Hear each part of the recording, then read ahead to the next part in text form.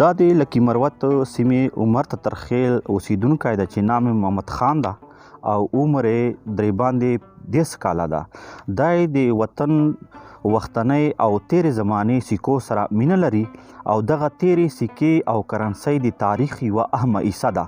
دا یې دغه کرنسۍ او سکې په خپل جیب چې یا په کور چې جمع کوي او وخت په وخت د دغو سکو مطالعه کوي او د تیر وخت مطالعې سره د وطن ترقۍ او چې کوم د وطن سره مینه ده په هغې باندې ډېر زور نظر ده.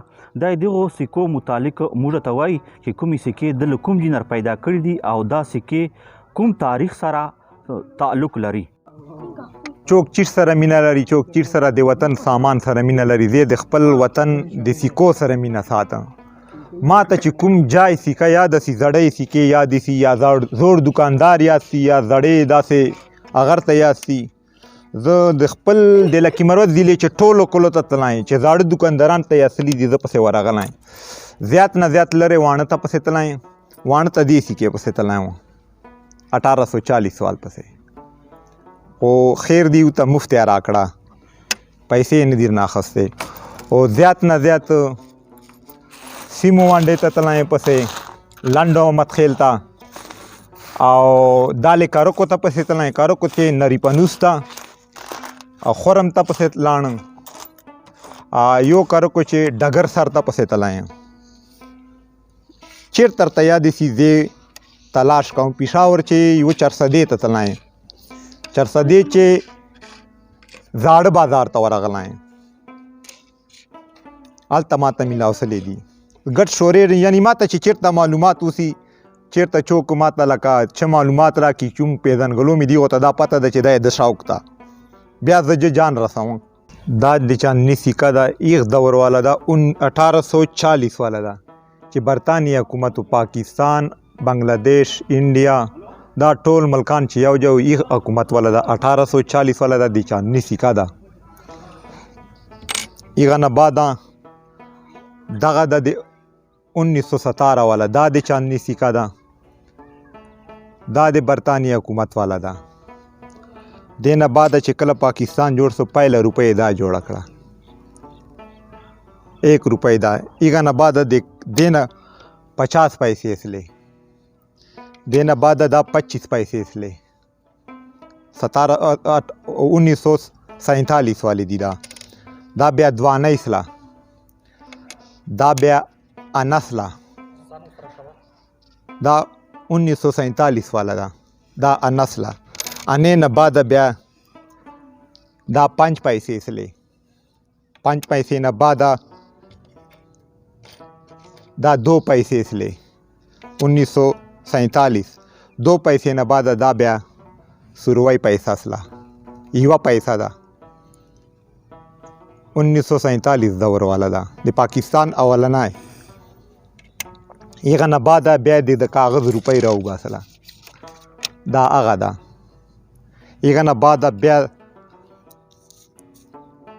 دا روپۍ راله په دغه رنګ چې راله، بیا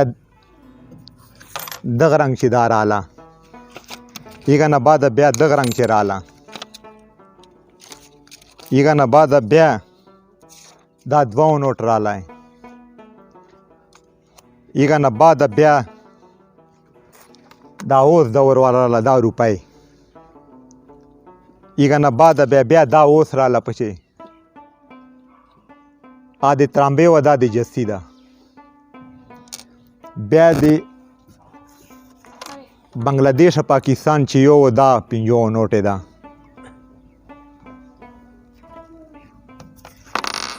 دا یې غلام اسحاق دوروال 10 روپۍ نوټ ته، دا د غلام اسحاق دوروال ده 100 روپۍ نوټ ته.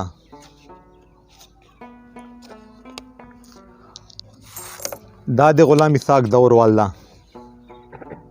هغه سه 2 ملکانو چې یو ځای هغه ترتیب یې ورکړی ده.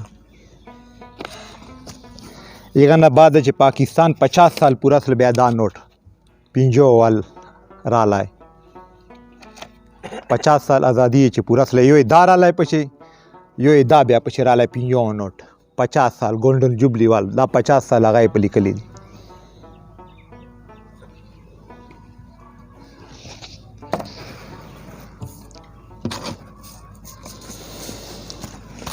نور خو دا پاکستان هغه دي دا وختنۍ زمانې ول دي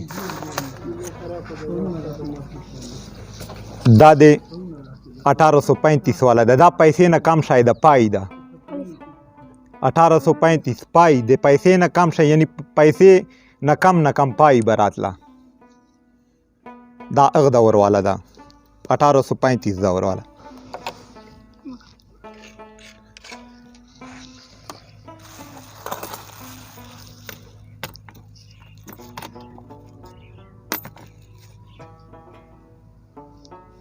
دا د 1835 والا ده 1 پیسہ ده پاکستان زندہ باد. هزار مختلفی طریقې موږ مخته راځي خو محمد خان د وطن سکو سره مینا او د وطن سره مینې هزار په سکو جمع کولو چې کوي دا د وطن سره مینې یو زمدای مثال ده د دغه شوق او مینه موږ ته دا درس راکوي چې موږ وطن له چا وطن نه کم نه ده او شپه او ورځ به دا د ترقۍ سفر داسې جاري ساتي. محمد خان سره زه عبدالقادر مروت عمر کلی ضلع لکی مروت نه تاسو نه اجازه غواړم د الله په امان.